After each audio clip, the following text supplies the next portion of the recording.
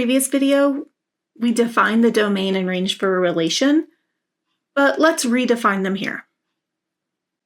In terms of a function, the domain is the set of all inputs that are allowed by the function, and the range is the corresponding set of all outputs allowed by the function. When we're working with a function with finite values, like a list of ordered pairs or a table, we can just list out the domain and range, and in this case, we put them between curly braces. As an example, let's consider this function here.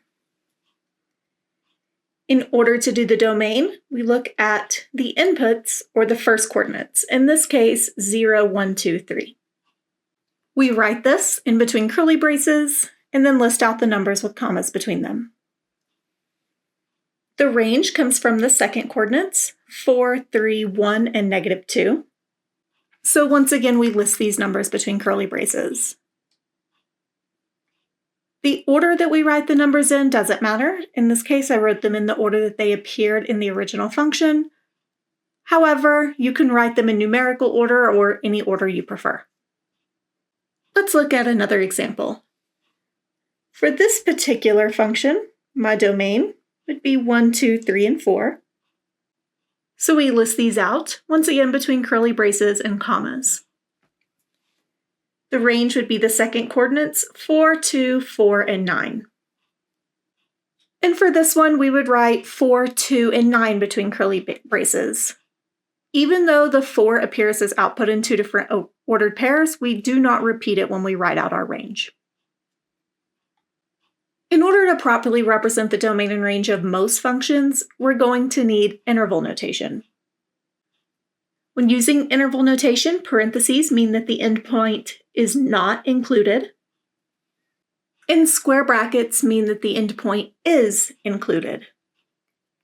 We can mix and match these two. We can have one side that's a parenthesis and one side that's a square bracket to include that we include one point but not the other. It's also important to note that parentheses are always used when working with either infinity or negative infinity. And finally, we have this U symbol. This is a union symbol, and it means and. If we need to break it up into two pieces, we use this symbol to indicate that it could belong to the first set or the second set. When working with equations, we tend to only find the domain of the function.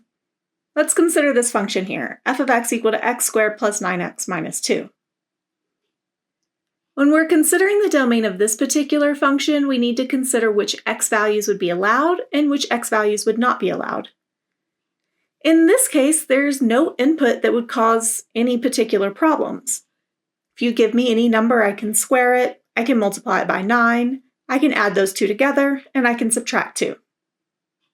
In this case, we would write our domain as negative infinity to infinity, which would mean all the real numbers are valid inputs. We do use parentheses on both negative infinity and positive infinity. Next, let's consider the function f of x equal to 5x squared minus 1 over x plus 2. When we're dealing with fractions, we have to be careful about division by 0. This means we can never let that denominator be equal to 0. For this particular problem, that means x plus 2 cannot be equal to 0.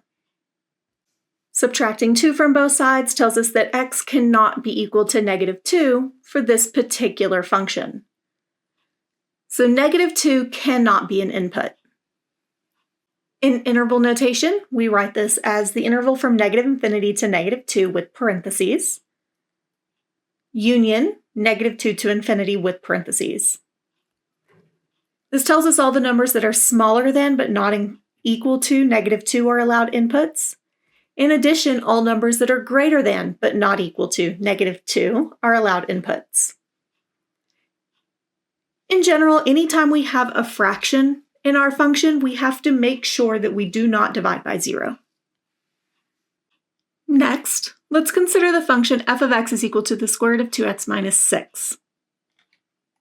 When we're dealing with square roots, the number underneath the radical sign cannot be negative. This tells us that we have to have this of the form 2x minus 6 is greater than or equal to 0. The thing underneath the square root has to be 0 or larger. Adding 6 to both sides tells us that 2x has to be greater than or equal to 6. And dividing both sides by 2 tells us that x has to be greater than or equal to 3. So our input for this particular function has to be greater than or equal to 3. In interval notation, we write this as 3 comma infinity with a square bracket on the 3 and a parentheses on the infinity. The square bracket means that 3 is an allowed input, but we do always use parentheses when we're dealing with infinity. In general, every time we have a square root in our function, we have to make sure the expression underneath that square root is greater than or equal to 0. It cannot be negative. We can also determine the domain and range of a function using a graph. The domain would be all of the allowed values along the x-axis, and the range would be the allowed values along the y-axis. Let's consider this graph here. This graph does keep going forever, down. So the domain would be across my x-axis, which every point would be hit eventually. This tells me that my domain would be negative infinity to infinity. If I look in the y direction, I can see that I do have a maximum in the y direction, but it does keep going down forever. In this case, my range would be negative infinity to 3, with a square bracket on the 3 since I do actually hit the y value of 3, and a parenthesis on the negative infinity. Let's look at another example. If I want to look at the domain, I need to look at the x-axis. I can see that the x values go from negative 4 to 3. The closed dot means include, and the open dot means do not include this point. This tells me that my domain would be negative 4 to 3, with the square bracket on negative 4, since we do have a closed dot there, we include that point, and a parenthesis along the 3, since it has an open dot, and we do not include that point. When I look at the range, I'm looking for the y values. And I can see that ranges from negative 3 to 3. In that case, we have that the range would be negative 3 to 3, with a square bracket on the negative 3, since we do include that point, and a parenthesis on the 3, since we do not include that point.